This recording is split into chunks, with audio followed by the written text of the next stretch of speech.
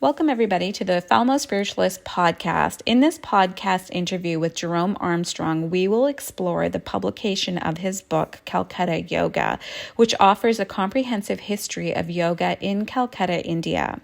Drawing on his 4 years of research and field work, Armstrong provides an in-depth look at the origins of modern yoga, tracing it back to the yoga family of Yogananda and his brother Bishnu Ghosh. With its accessible and interesting writing style, the over 600-page book provides readers with an invaluable insight into the history of yoga, and I can't stress the invaluable enough. Go check him out on his website. If you're into yoga like I have been, the history of yoga and physical culture in India that is provided in this book was just mind-blowing. Join us as we discuss Calcutta Yoga and its contributions to the yoga world. We are on. How are you? I'm good, thank you. Yeah, so tell me about, we're obviously going to talk about the book, but you've got to give me a little bit of your background. I mean, I went through your website, read the book, which was amazing, really long. Seems like a lot of work that went into that book. And now you're back in India and you're doing something similar. So this seems to be a passion. So tell me a little bit about yourself and this whole journey you've been on. That's actually a good word to describe me as passion, because I've always had really strong passions, and I was pretty free as a child to pursue them, whatever it was, and it just went into my adulthood. So I find something I'm really, really interested in, and just go gung ho into it, and until the passion runs out, and then it's on to the next thing. Yeah, that is, and it's Yeah, go ahead. Sorry. Well, it follows. I don't know that, you're in the middle of your life, so like analyzing it is difficult. But I noticed that for me, my journey revolves mostly, I think like most people, it revolves around your own embodiment, your own well-being, and how you feel, what makes you happy, and what makes you feel like you belong in the world and feel like you can share love and receive love. So those are all the things that are really important. And then it's just a matter of getting to that space. So that's what I've learned over time, that my desires and what I have impulses towards with my passions, the more they're aligned with what's actually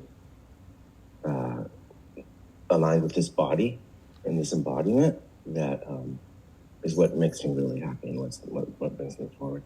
So I think there's probably a lot of things I'm working on still that I have, things that I need to get through and experience, and in order mostly just to open up my body and to accept the world more, to accept things that I don't like with detachment, accept things I can't change, rocks that are immovable that I have to deal with, and so that's kind of my life has been fairly adventurous and I would say fairly easy too up until the last few years. These last 3 years have been difficult for me because I've always been so free and able to travel anywhere I wanted to and able to experience things. So feeling the strong hand of the government, has put a little bit of a crimp in my style, but it's also made me grow a lot in terms of realizing what the limitations I have and how to get through those. So tell me, because you said some really interesting things there about realizing your own happiness and realizing it through the body and all of that. Because a lot of people struggle with that because we get stuck in this like rat race, basically, and we really lose ourselves. And nobody else around us can help us because they're lost in this world of material. And we forget what really self-worth is, or true desire, not ego desire is. So how were you able to, because I know your website on yoga and stuff. So I know that you are very connected to the body, to the breath. How did all of that, or did it help with this journey? Is that what brought it upon? I started practicing yoga and Tai Chi in the late 80s in Portland, Oregon. And from that process, I went into Vipassana meditation. Okay. And spent a lot of time in those VMC centers, serving and sitting courses. And then around 25 years ago, I started teaching yoga, and then raised a family, and worked in politics and digital media for about a decade. And then around 2015 or so, I started really.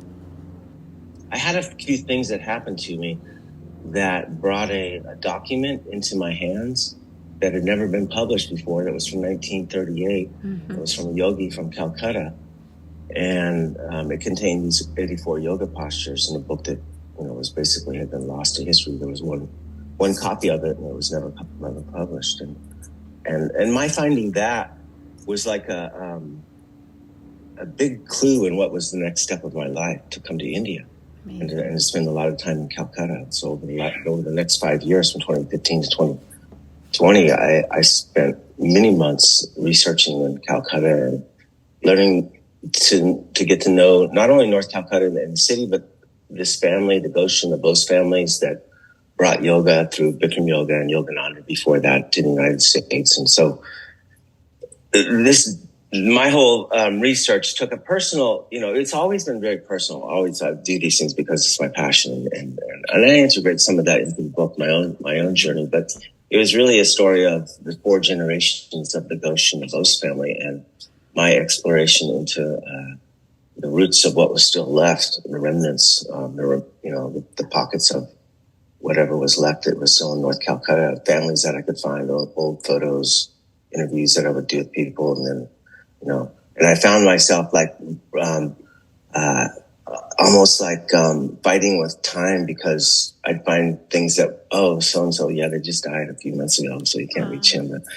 So it was constantly like I was struggling with getting this done, this book, with watching the whole edifice of what I might build crumble, because people are, these were older people, and Calcutta too is, going into decline and ruin. Mm. So the whole thing was just like this exploration into trying to not grasp, but just trying to remember what happened here, with this story. And I felt like I had a small window of time to get all the information. And little did I know, I think part of it was maybe understanding subliminally or psychologically somehow that there was a lockdown coming. I had to finish this thing. Yeah. So I got it done in 2020. Macmillan published it here in India. I had published self-published it, and it was much longer than the one you have. It was about 700 pages. Oh, okay. Previously. Okay. And the one Macmillan put out was about 550 pages. Mm-hmm. And I was in India in February and March of 2020, and I was on a book tour going through all the different cities. And then, India started shutting down like the world did. And I didn't know where I was going to wind up. And I'd already planned on being in India for a few months, so I decided not to go back, but to just figure out what would happen here. And I wound up, everything got shut down with the book tour. Everything got locked down in India. And I wound up in Rishikesh. Oh, okay. That was a place where basically like expats were gathering from all over India. It seemed like that would be a good place to be. Mm-hmm. And it wound up being so. Like if you were in Goa or Benares or Chennai or anywhere else, it was a very difficult experience. Mm-hmm. But in Rishikesh, it was a bubble. And especially those of us who were down on the Ganges, were able to just sort of like live our own lives for 3 or 4 months next to the Ganga and be able to go down and, spend time in the water, swim every day. And it was so quiet. And it felt to me like I'd moved back in time, like 100 years. But I always wanted to experience something like that. What, I had read about from my research into Buddha Bose and Shivananda and all the yogas that were in Rishikesh, and then the accounts of the early Westerners that had came, at the time of the Beatles in the late 60s and the early 70s, and how magical it all was. But anybody that's been in Rishikesh in the last decades knows that it's difficult. The magic is still there, but there's a lot of noise covered and a lot of pollution. Yeah. Wow. So tell me how did the book land in your hands? And of course it inspired you and became this. I mean, I'm so grateful for it because I have been doing, Bikram's yoga, we'll talk about that later, but I've been doing yoga for like 18 years. And now that I'm 45, I truly believe that connection with the body. At the time when I was younger, I didn't realize, I was just doing it because my body felt good. I've never been for a massage. I've never had to go for acupuncture, which is great. I think all of that is good. So that connection with the body was really important. But for you, once that book landed, because you had already been doing your thing and yoga and everything, how did it land in your hands? And what made you make that huge leap? Like, okay, this has to be done because it's really important for people to know. Yeah, I was in a yoga training with Tony Sanchez. It was in 2012 or 13. And he was, of Tony, he was one of the senior teachers under Bikram back in the 70s. And they were very close friends. And I think they had a falling out at some point. But from what I can tell, there's still a lot of mutual respect between them. And Tony was one of the most knowledgeable persons of Ghosh Yoga and where it came from. And he had written a book on 84 yoga postures. So during this training, Tony's pretty open. You can ask him whatever questions you want. So I'm like peppering him with historical questions. And after a while, I hit the wall of how much he knows, and I keep asking questions and he doesn't know. He's just like, you find out. Yeah. Wow. So eventually I just start diving into what I can find on the internet. And there was a couple clues that I just found, like little, rice pieces here and there of keywords around Buddha Bose, who was this figure I was looking into, finding more about. And I found that a couple of references to an art gallery with a guy who was in Colorado, and I sent him an email, and he said, yes, I had this manual. I bought it at an estate sale like 20, 30 years ago. And I'm up in the mountains right now, but when I get back into Connecticut, come visit me. Wow. So I went up to visit him a couple months later, and he showed me these photographs of Buddha Bose, and I was just like blown away because it was like knowing something from a rumor that was totally unsubstantiated that you all of a sudden find is true. The funny thing about it all was that as it was unraveling, I was in a Facebook group on 84 yoga postures, and I was sharing this information as I was finding it. And so it was more of a group thing, that we were all kind of like looking into it and researching it. And then I started really diving into it. A couple other people that I worked on this were Ida Joe and Scott Lambs, and they wound up doing a lot of the research with me in Calcutta. And then we restarted the yoga training for Westerners in the Ghosh Yoga in Calcutta as well. So, but this guy, Michael Shapiro, who was an art collector, had found this document by Buddha Bose in a San Francisco estate sale, and had shown it one time at a gallery, and that's where I had found a reference to it. Somebody had written a small review. Wow. And so I was able to find the review, find his email, an old email of his that he still answered, and then find out where he lived. And it wasn't too far from me. It was about 8 hours, and I made it up there.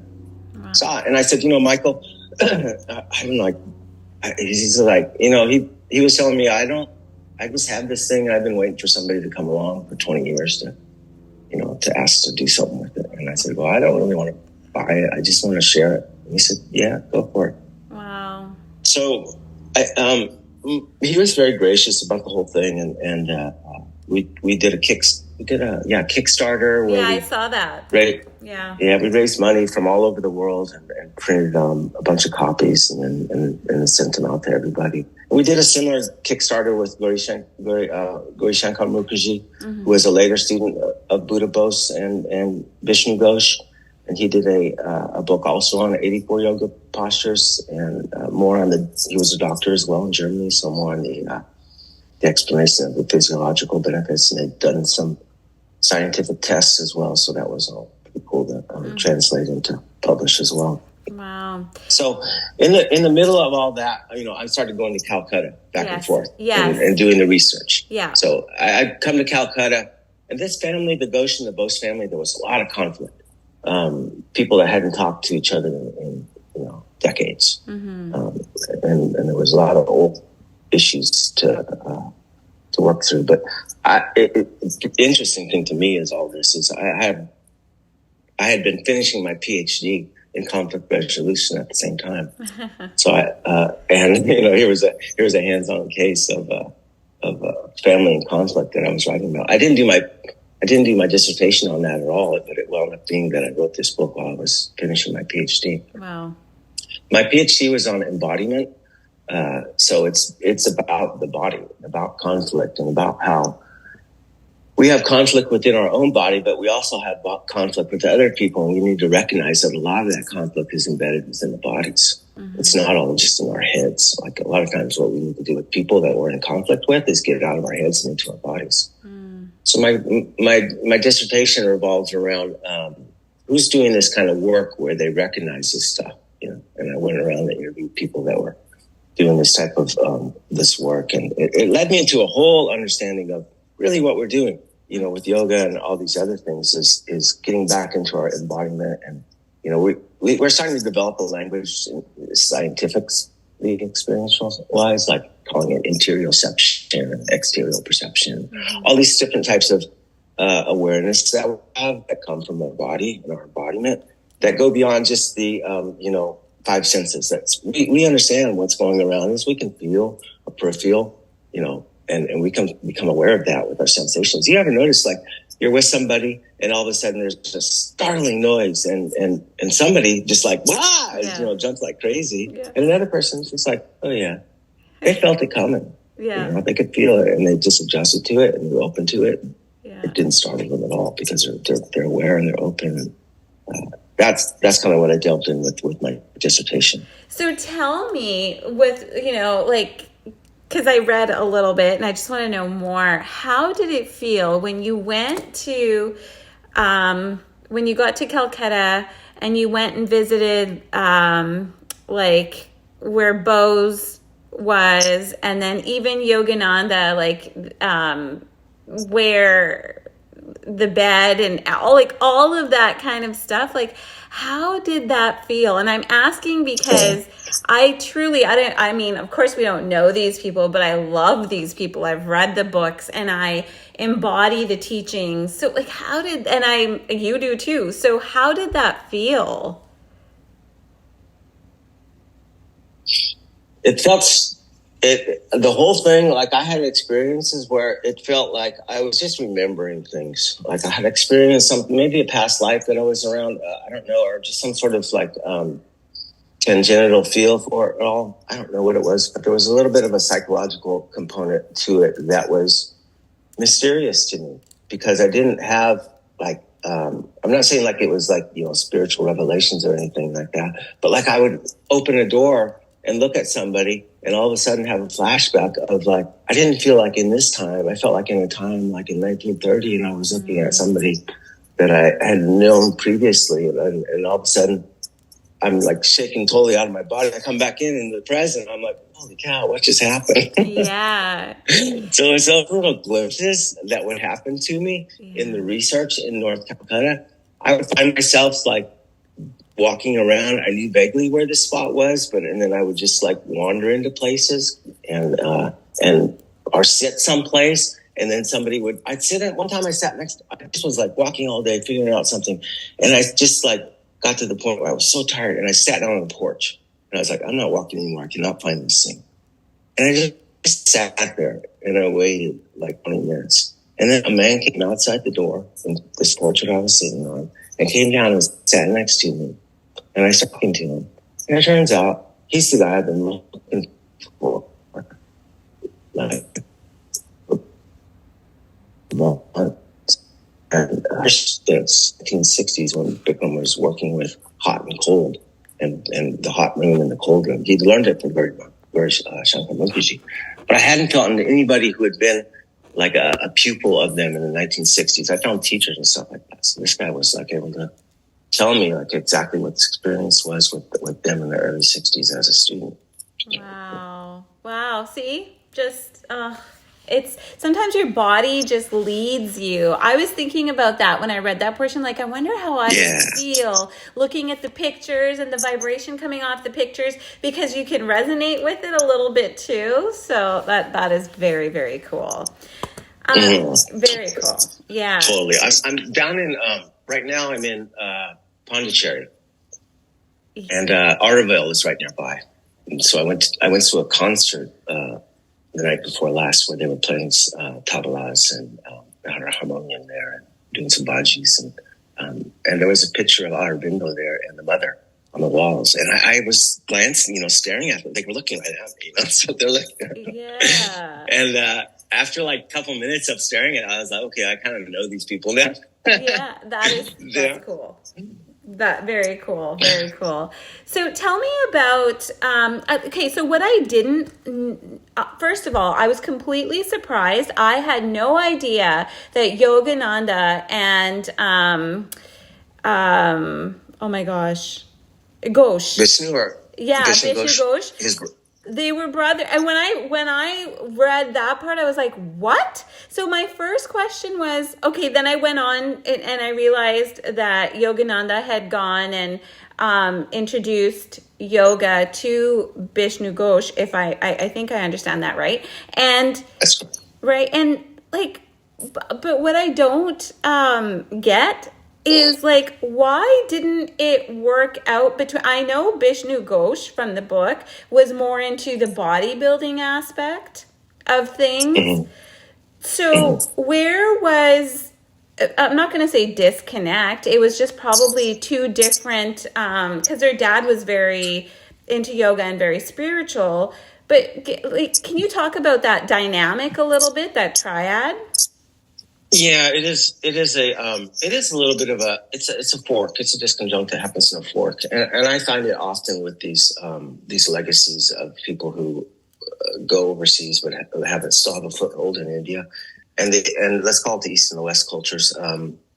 They operate differently, and so when the leader dies, there's this underlying conflict of operational management style bubbles up and comes to the surface. And that's what happened with this organization with Kriya Yoga after Yogananda died in the late 50s, or early 50s, 1951. Yeah.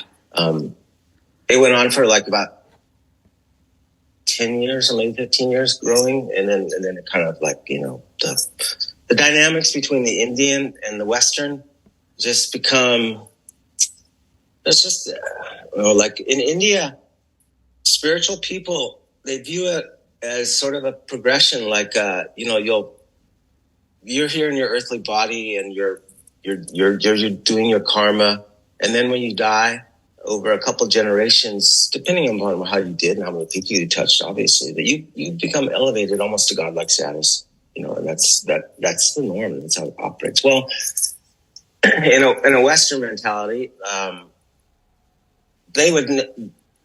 we would not necessarily view these people as gods, who were our teachers. We would see their flaws. We would know they're human. And I think some of that starts to come up after around 10 or 15 years in between these organizations. I've seen it with with Gwenkaji and the Passion meditation, which is an international movement as well. That's happening in that organization too. So I think that's the underlying conflict that happens. Okay. And it certainly was the case in this one. It was just a matter of, it wasn't like a huge conflict, but there was something there. And I didn't delve into it too much because there wasn't many people I could find out that knew about it. But Yeah, I mean, something happened, and Buddha Bose was like, I don't have anything to do with that organization anymore. Yeah. And Vishnu, I think, was the same way. But I think he had found, I mentioned in the book, he had found a different guru as well. From Gauri Shankar Mukherjee that was up in North Calcutta that Vishnu started to go to as well. So it's I think that's a natural progressions too for that. That seems to me more Indian. If you want to change your God, it's okay. If you're at a different time in your life and you're not into Hanuman as much, and maybe it's Rama. Yeah. So Buddha Bose, I have to close that. So his parents, so they met in London, or outside England. In London, yes. And his father was really into kind of performing and stuff, and that's where he met his wife. And then they traveled back to India. He was born on the ship when they were traveling back. But what made his mom leave? Like I understand there was 3 kids altogether, and she decided to leave because of the grandfather decided to leave. His name wasn't Buddha Bose at the time, but Bose behind. So how did Bose end up finding Ghosh, and how did that relationship start to blossom? So they did. His father was a magician who was one of the early people who was inspired by Houdini in the early 1900s and followed his dream and his passion to go to school in the UK, and then didn't want to really go to school. He just wanted to get there in order to become a magician. Yeah. So he started moonlighting as a magician. His grades fell apart, and they were like, yeah, just pursue your career. So he really got into being a magician, and he had met his partner, Emmy, she went by different variations of it over life, but he had met her in school. So they were sort of, it was a young love, true love type of thing. But of course, her parents didn't approve of it, and his parents wouldn't approved of it. So they had to keep this thing in secret. And I think ultimately her family there kind of gave her the ultimatum to choose between him or the family. And she chose him. And from what I could tell, they lived a charmed life. And it was just like, they would operate on a stage. And then, I went to the Hippodrome, which is still standing, and was able to go inside and see where they performed. And it was pretty cool. So she gets pregnant, and they just decide, like, we can't have this baby here. Let's go back to the back to India, and so he brings her with her to Calcutta, and in Calcutta he puts her up at the Great Eastern, which is a really nice hotel that was there at the time. It's still there, but it's been renovated, and he goes back up into North Calcutta, where he has a family, it turns out, and a wife. So he has 2 wives now. And neither of them know about each other. Yeah. And so what I talk about in the book is that one day his father's like, why does my son keep on going up down to downtown Calcutta back and forth every day? And he follows him into this, and then sees he goes into the Great Eastern. And then he's like looking around the corner, and he sees like his son's playing with kids, with a woman. And so after his son leaves, he's like, what's going on here? And so he knocks on the door, and he asks, who was that man that was with you out on the thing? She said, that was my husband. These are our children. He said, oh, okay. So then he goes to him and he says, look, his son, he said, these are my grandchildren. Why are you keeping them from me? They're all coming up to us in the house. Bring them on up. So he's like, well, it solves Raja was Buddha Bose's dad. It solved Raja's problem in one way. He's probably like, oh, great. I don't have to hide this anymore. My dad's like cool with it. So he brings Emma up to North Calcutta. I guess she probably finds out when she steps in the door that he has another wife. And, that's probably pretty shocking to her. From everybody, I wound up meeting her family in London and interviewed them a lot too. Yeah. So I was able to get her whole side of the story along with the Indian side. And there was a lot of different variations, but pretty common theme throughout what happened. Yeah. Ultimately, what really the straw that breaks the camel's back is that both her, Emma, and the Indian woman, Devi is what the only name I could find with her. they both give birth to a child on the same day by the same father. My you know, goodness. very common. And I can imagine like what Rhonda was thinking. Yeah. Yeah. So, but for her, it was like, okay, this is it. I can't deal with it anymore. I got to go back. And she got a hold of her father, but her father like literally sent her an envelope with a letter with a 2-pence penny in it and says, "This is how much I care for you. Yeah. Don't ask me." Yeah. Yeah. Ultimately, though, the grandfather of Raja steps through and says, "Okay, it goes on for a year." And he says, "Okay, I'll pay your way back. But we're going to make a deal. You're going to leave one of your 3 children with us here behind." And there was a girl that wasn't, practical at all to leave the girl behind. And there was the young son who was just born in India, who was being raised there, but he was only a year and a half, and so she didn't think he'd leave him. Buddha Bose was 4.5, so she said, "Okay, I'll have to leave Buddha behind." So she left Buddha behind, and you can imagine how heartbroken he was. And apparently he would just like, every time he saw like a white woman in downtown Calcutta, he'd run to her, "Mama, mama, mama." Yeah. And eventually his Indian mother stepped forward and, said, "You're my son, you're my son now. Your name is Buddha." And took him into the family and began to raise him. But his father was always like, "Don't be raised as an Indian. Be raised as an Englishman." So there was this conflict there with his father, and he lived in the same neighborhood of Yogananda and Vishnu Ghosh across the street. He was about 8 years younger than Vishnu Ghosh, Buddha Bose was, and so. But they met in those early years when Buddha Bose would walk to school. He would walk right by where Vishnu lived, and Vishnu at that time in his age was, in his teens, and was just always out in the streets doing, mischief and exercises and things. Just a really rambunctious child, jumping off stuff and just a daredevil too, just a wild daredevil. And he found Buddha was somebody that just like looked up to him and, idolized him, really. Yeah. And so Vishnu was already very charismatic and had like, a young trope of people, as his older brother did, Yogananda as well, in the neighborhood. So Buddha just kind of went, into that group, but there's a real special bond to them early on. They both lost their mothers. So I think they were able to like, feel that attachment, because when Vishnu was a year and a half old, he had lost his mother at a wedding of his older brothers. And Yogananda remembers it very vividly as well. But Vishnu doesn't have any memory because he was so young. And so I think Buddha Bose is the same way. He just has a vague memory that his mother was white. And so that was probably part of their early bond.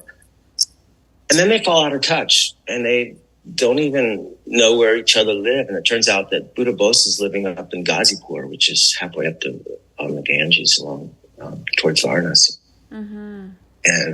And Vishnu Ghosh, when he gets married, decides to go to Ghazipur, not to meet Buddha Bose, but that was where their honeymoon kind of was.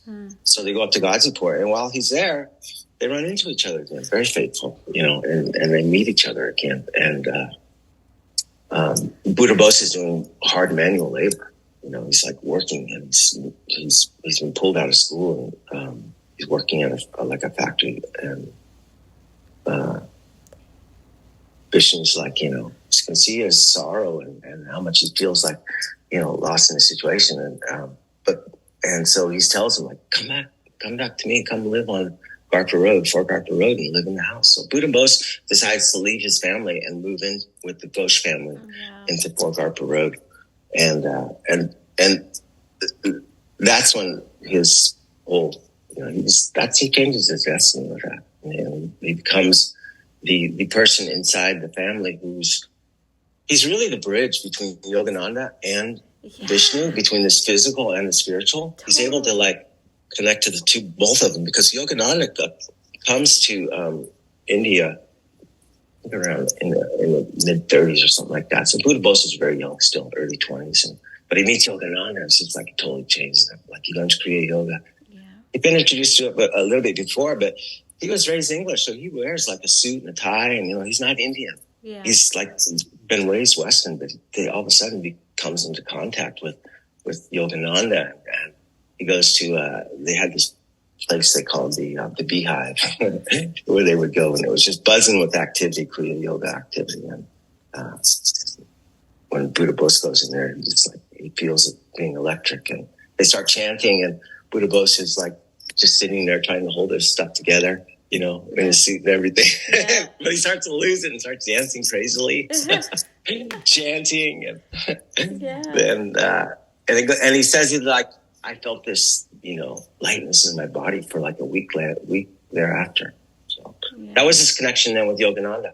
And he'd already obviously trained with yoga and physical culture with Buddha Bose or with Vishnu Ghosh. So did the yoga change any of the postures? Because I'm going to bring Bikram into it a little bit now, because I mean, Bikram, it was really interesting to me, and I did not know this, and I love how yoga was utilized in India. In like it was slow. It was, okay, do this exercise or pose, and it will help you with this problem. It was kind of like a diagnosis treatment style. Whereas here it's go for an hour and a half in a hot room, and these are the poses, this is what you have, everything is resolved. I found it I watched a lot of Bikram interviews, and it wasn't until his later interviews that I actually saw where he even speaks of Ghosh a lot. He calls him his guru, but it wasn't until his later years where he started talking about how he wanted to change the yoga and bring it to the masses. And this is how he knew he could do it, where it's like, go in an hour and a half. Whereas yoga was, and I read this in the book first, it was more treatment to illness based. Therapeutic yoga. Therapeutic. Yeah. Is it still like that? It is very much so. That's how they practice yoga in Calcutta. Yeah, you can go to these neighborhood yoga clinics, basically, where you go in and meet a physiologist or a physiotherapist or somebody who has some sort of medical background, but also intersects with yoga, and and probably Ayurvedic as well. And so that's and it stretches back to Ayurvedic times. There's a practice then called Vyam, which is exercise, it kind of means like, and it's always been within Ayurvedic prescriptions to prescribe physical movement alongside dietary changes, in particular physical movements related to the body that a person has, but also to the season and the time. So, and these would change over a person's life as well. So there's very much of a one-on-one therapeutic model that goes back in India a long time, and the early days of yoga in Calcutta, Vishnu Ghosh tapped into this. From the very beginning. I mean, the first advertisement I found of Vishnu Ghosh is like, come one, come all. I have a different technique for everybody. No matter what your body size is like, I can address them and deal with them individually and help you solve your problem. So that was his method. And Bikram's largely correct in terms of the limitations of that method. You can only reach a certain amount of people during the day. And it also requires somebody who has a lot of knowledge, to be able to prescribe these things. The people that do this correctly have to have an experience with like thousands of different bodies. Yes. In order to know, on an individual level correctly for all these things. So there was these limiting factors in this model. And when Vishnu started going to Tokyo in the late 1960s, he was bringing yoga over there with these troops for demonstrations and whatnot. And there were people in Japan who were like, wow, this is cool, this yoga thing. And can you leave some teachers here? And so he starts looking into leaving a teacher there. And the next time he goes, he doesn't bring Bikram, but then when he comes back, he's like, okay, I got to send somebody there to really bother me. So he tries to send a few different people, doesn't work out. Bikram really wants to go. Bikram really is kind of like this sort of, the whole book kind of circles back to Raja and Bikram in a way, because Bikram sort of becomes like this person who's in the middle of this family. And the plan for Bikram is to marry him to Bose's eldest daughter, Ruma Bose. They grow up together. They're kind of quasi sweethearts, but I think they argue a lot too. So they're not a good match. But Bikram's like, he doesn't want to be under the thumb of Buddha Bose. Once Vishnu dies, while Bikram is in Tokyo, he just decides to sort of go on his own. And while he's there, Vishnu dies. Vishnu did not teach him the style of Bikram yoga that we have, but it comes from Vishnu. That makes sense. Let me explain. So there's, how the class is set up into two different styles. We have the first is the standing, the more, heart beating, get yourself working. And then the second is on the floor. And Bikram calls this like the real yoga or stuff like that. So these are two different styles of physical practice that are within the repertoire of what Bikram learned from Vishnu, but putting them together into a class structure was really his invention alongside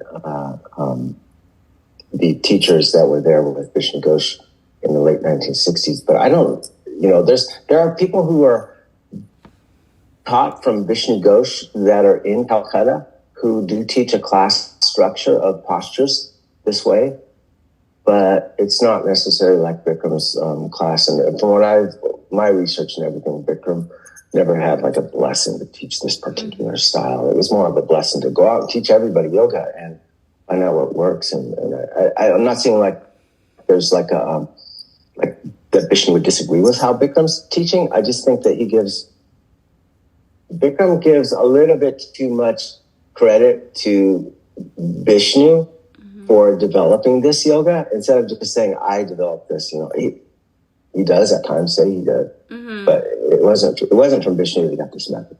So his combination of Vyama, this rigorous style of exercise, with the Hatha yoga is taking two components of Vishnu's teaching and melding them together for a Western audience that wants this physical stimulus, that needs this physical workout, but then needs this calm savasana practice of traditional Hatha yoga, alternating between posture and savasana and being able to oscillate the metabolism and lower the regulatory systems of the body. I think it works really well. The only problem I have with it is the heat. I think it's better not necessarily have that sort of heat. Most bodies cannot sustain that over their lifetimes. It becomes a little bit too much. So I found like dropping the heat down to around 90. Bikram always talks about how it replicates Calcutta. Well, it's not 105 in Calcutta. It's practicing it. Yeah. And I also, it's like 90. Yeah, and I also read like often they didn't do yoga when it was hot. They would avoid like really hot periods. And in myself, because I'm really I'm into like my organs and stuff like that. What I'm finding, because I do test a lot, is that the more Bikram's yoga and the heat, it actually makes my body more acidic. And because now I'm addicted to this yoga, obviously, I have to take tabs to make myself more alkaline, because for the life of me, I can't become alkaline. My blood is more acidic. And then I noticed when I started doing less yoga, so not in the heat, give me 2 days, because I drink alkaline water, I'm healthy. I was alkaline for those couple of days. My blood was alkaline, my body was alkaline. So the heat isn't necessarily great. Yeah, I think it's one of those things that you need to look at. That would be like on an individual basis. Like a person who has, let's use the Ayurvedic system, kapha, that has a lot of kapha in their body. Yeah. And they're not necessarily saptic or pitta, saptic being the one that's, or vata being the one that's, neutralized, and the pitta being the one that's a lot of fire. And a kapha person just has a lot of weight. Okay. Those people need that fire. Yeah. They need to get in that heat. And you read like miraculous, great stories of people who turn around their life based upon that. And the other kind of people who tend to really gravitate towards hot yoga are the pitta people who have a lot of fire in them. Their bodies are lean and they can really like expel a lot of fire, and it's just their element. They're in their element when they're doing that. Yeah. People who are Vata bodies are more of a meld. It's good for them at certain points in their life, and at certain seasons. But in other times, no, it's not necessarily the thing you need to do. So, and I found that over my own life, and my progression has actually been to more of Qigong and Tai Chi practice over the last 10 years. And so I went through some teacher trainings in those practices, and that tends to be what I do more as a daily practice. The Hatha Yoga, though, I still find it really good for specifically what it's made for, which is getting into a posture and then holding it long enough to where you see the sensations come up, and then you realize, oh, this isn't pain. This is just a reaction to my body being in discomfort, and I need to just hang with it and like sit through this and see what's happening. Become interested in it. Don't become bored. Sit there through your boredom. Get through your boredom. Yeah. You're going to be bored for a long time, but on the other side of boredom, it's really vast and open, and you'll be like, wow. Yeah. Cool. And did you notice in like Bo's teachings or even with Ghosh, did they talk about the organs? Like, when you're doing certain yoga stretches, are like what the liver holds these emotions, the kidneys hold fear. So you have to do this. Was that more of a practice in that sense? Yeah. When you do the training with Muktamala, she's the granddaughter of Vishnu, though she was still in the house, and she teaches yoga now. Mm-hmm. So she learned it from her father, Vishwanath, who was the son of Vishnu, and he learned it from Vishnu. So it's intact, and the teachings are all there. And she'll go through every single posture, and I think in their system they have around maybe like 120 different asanas and maybe around 240 different, or maybe another 120 or something, Vyama movements, which are exercise movements that you would wind up doing. These are things like just rolling your wrist, that would be one. Right. So lots of different exercises. And what they'll do is basically like Muktamala will bring a student that, has an ailment, do a slight interview with them, ask them certain questions in order to pinpoint what they're looking for and what's hurting with them. And then they'll prescribe a couple breathing exercises for them to open up with, some Vyama opening, warming postures, and then a couple different asanas to hold for longer periods, and then maybe another pranayama at the end. And they'll say, okay, do this. This is 30 minutes long. Do this for the next 6 to 8 weeks, and then come back and let's see how you're doing. Mm-hmm. Yeah, I love that. I had no idea before I picked up your book, and then I started, you go down the rabbit hole. I went on the website, and I'm like, this is yoga. This seems right. Like this, I've been so brainwashed of, what yoga is. Yeah. And, I think you did. I know it was a lot of work, but thank you for that work that you did, because for people, I've been talking about your book to everybody, even at the Bikram's yoga that I go to. All of them around have closed down. It's called Hot Yoga 90 minutes now. There's only one left, and I have to drive a little ways to go there. But I've been talking about your book to the owner of the studio. Like, you've got to read this book. You don't know what yoga really is until you read this book. Like, this is... So I'm hoping I'm hoping more and more people read the book, because I love the traditional style of treatment through poses, and then you come back and breathing, because that's all we have. We have our breath, we have our organs through the body, and then we have our mind, which creates thought, but also realizes emotion. So it seems like that's what they were doing in Calcutta, was putting all three together. Yeah, it was definitely that. If you read Yogananda's teachings, in the 50s and 40s while he's in America, that's what he was teaching to people.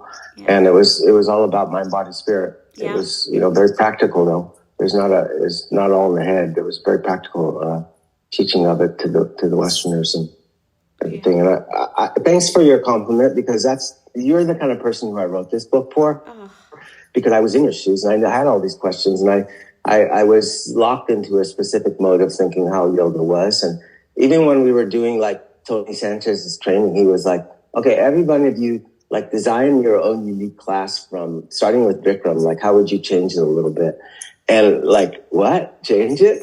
Yeah, right? We're like, so he's like, yeah, change it. Like, I want you to create a list of what your postures are, how you're going to change it. And so, like, we all come to class the next day and share all of this. And we've all made like tiny changes, little here and there. But it's just a little crack to like see, like, it doesn't have to be so rigid. You can actually, figure out this stuff individualized and start to really own it, be a part of it. And I think that's the process that we need. And I think for me, it was a process of opening up to that and saying, okay, I obviously like got trapped into thinking I knew what the answer was, but it's bigger than that now. And I need to be humble and accept whatever comes. And my attitude has always been to then share it with other people, because I think that's what I'm meant to do. So I do that at the end. And I'll tell you. So yeah, go ahead. I'll tell you, it is going forward. So I do like meditations, like workshops and stuff like that. I have, after reading the book and I went down a rabbit hole and understanding yoga for yoga.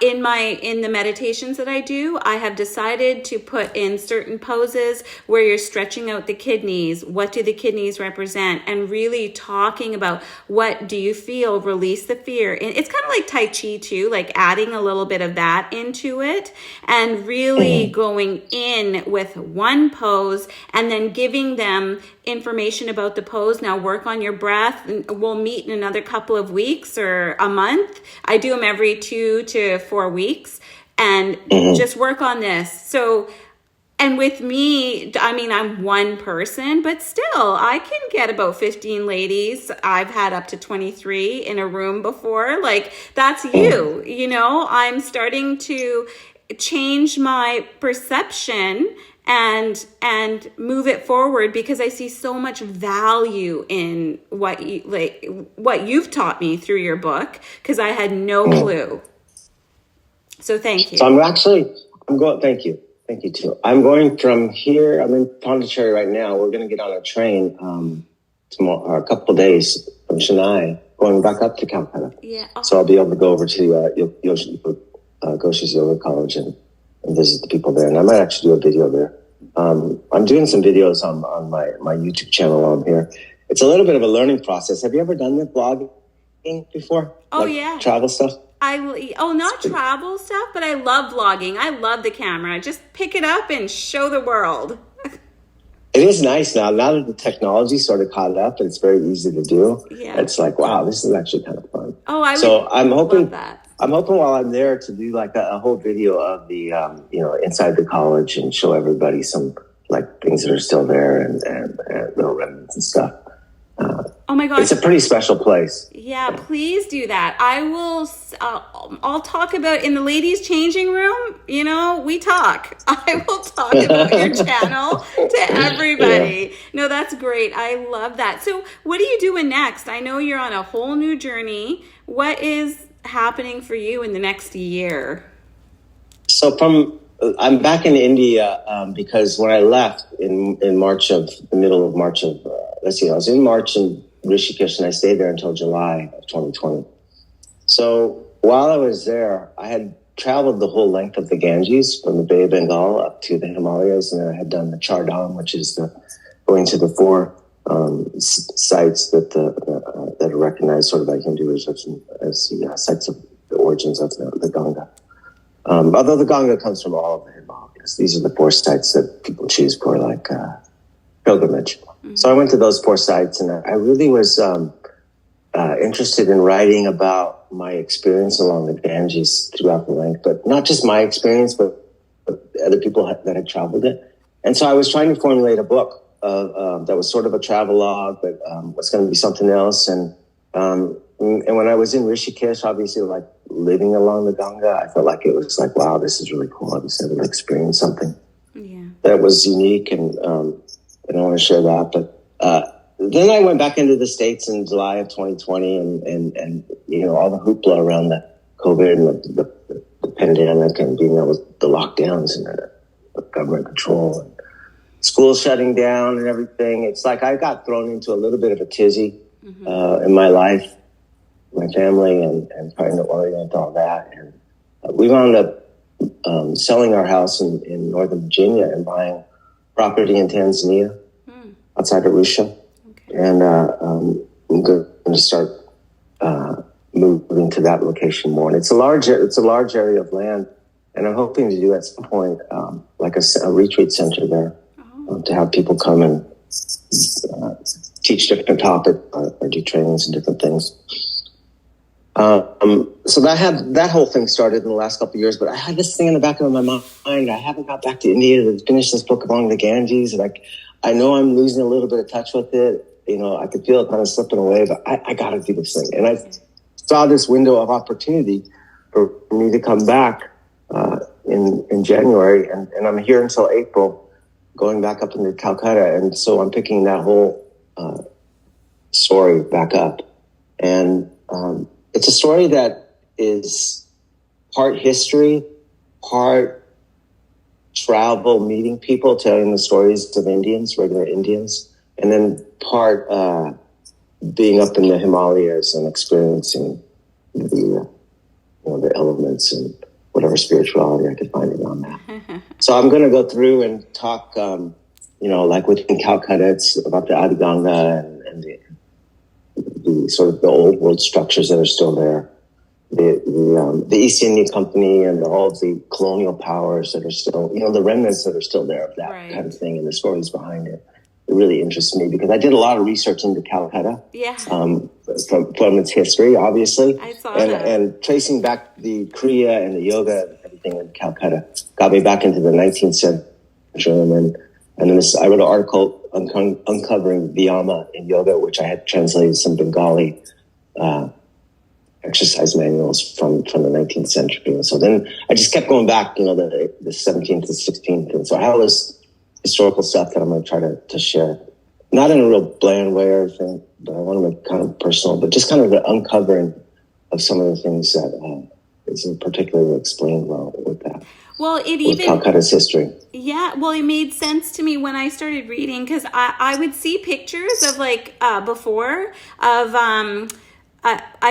Ghosh riding a bike in Bikram, and I'm like, that's so weird. I don't get it. Like, why are they doing that? But then I understood that, they were kind of like showmen, and the era, it all made sense to why they were into the acts, kind of. Totally, yeah. That was part of their upbringing. Kriya and the spirituality was one part of it, but definitely the performative aspect, getting it from, when Buddha Bose's father was Raja Bose, when he would do magic performances in Calcutta, like in the 19-teens, Vishnu and Buddha were his stagehands. So they were up on the stage as really young boys. So they learned it from a very young age to be up on the stage and whatnot. So that was part of that. So once I leave Calcutta, then I'm going to travel along the Ganges. And I've done this already a couple of times, so it's just sort of reliving it. Yeah. I'm basically capturing a hold of the narrative. I'm going to write the book from this perspective now, going back in. In Varanasi, I tell the story of 3 different people that are in their around 30 years old. These are they call them the 90s kids here in India. And I found that I connect with them really well because they have one foot they experienced what India was like before. And now it's totally become modern and changed. And so all the kids have cell phones and stuff. So they're the last ones to sort of recognize that old India. I really connect with them well for that. And it's all about it's a travelogue too. So we do train rides on, boat, canoe, whatever, and get by. We do more Royal Enfield motorcycles at one point up along the Ganges, and it's all just kind of fun. And then the last part of the book is in Rishikesh in the Himalayas, and understanding spirituality or Hinduism from an experiential standpoint, like the Ganga, starting to feel the Ganga as life, and being able to really tap into her is something that I have to try to figure out how to put into words, because I had experiences there. I wouldn't call them enlighten them or anything like that. But it was knowledge or information I was able to tap into that I didn't have access to before. So that's what the last part of that book is now. And then going up into the pilgrimages, up into the Himalayas, into those really high sites in the mountains. And that, my inspiration for doing that was from Buddha Bose as well, because he had, I didn't mention this, it's all in the book, so people will read about this, but he winds up coming to America, having a plane crash. He was about to become BKS Iyengar in the 1940s, like 20 years before Iyengar. Buddha Bose was on his way to America to bring yoga. He had his book and everything, and it was in a plane crash and almost lost his life, but then wound up giving up on his life because he was so injured with his spine that he went up into the Himalayas and went to Kedarnath Temple to offer his life up there. And while he was there, he had a vision, and it told him to do these certain japas and hold this asana for 24 hours. And once he came out of that, he was miraculously healed. His spine healed, like a transformance.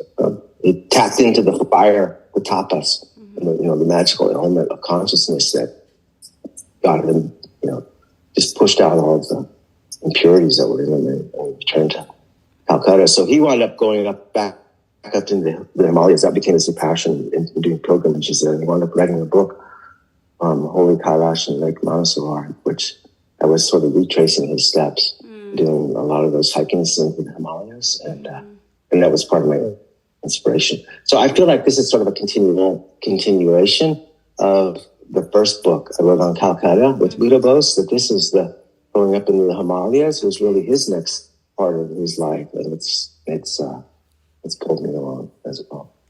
I can't wait. I'm very excited. And I would love, I'm one person, I'm sure more would love if you did do the YouTube channel. That would be so fun just to kind of follow it along. Cause we have passion for yoga and an interest in these people's lives, especially the people that cared so much.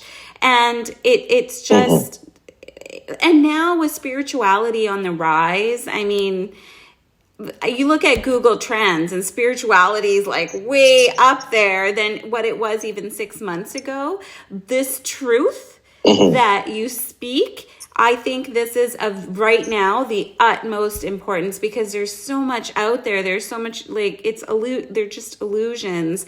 And this was, when I read it, it really, when something just kind of hits you as truth.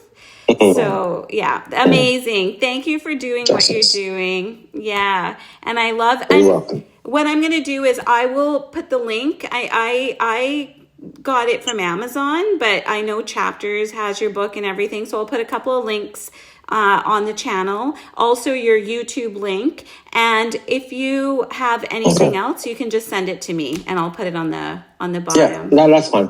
That sounds great. Yeah. That sounds great. Yeah. What I'm going to do, let me know if there's anything else you want to see at the Bush Yoga College. But my plan is to basically showcase it all, through video, and explain some of the stories behind different parts of it. And I'll probably go into his old gymnasium too, which is still there.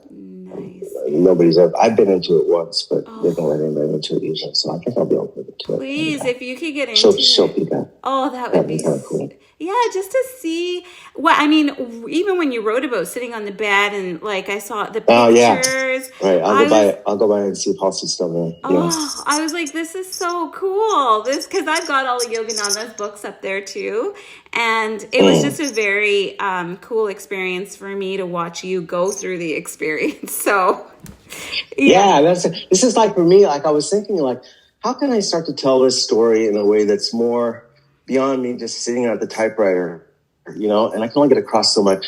And I often thought of just putting a GoPro on my head and letting it do like that. But the production of that is kind of, it needs to be a little more high quality. So I have an assistant with me here. Yeah. He had traveled with me before along the Ganges with the bikes. And so he's handling all the video stuff. So I just need to speak. Yes. And, as we go through the thing. So I think Calcutta is going to be pretty fun. We're going to be in there for about 2 weeks, going to all kinds of different sites. So we're really good. Oh my gosh, I'm so excited. This is going to be great. And if you don't mind, if it's okay with you, I'd like to kind of keep in touch even after this when you start posting your videos and stuff. Okay. Yeah. So I'll keep in touch as well. I'm curious, very curious. So this is great. Thank you so much. Okay.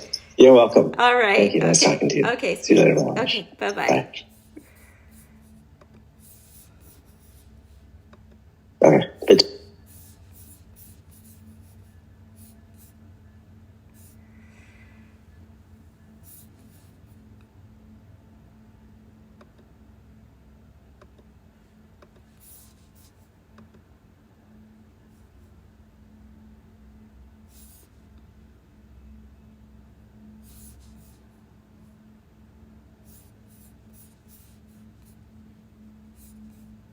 Recording stopped.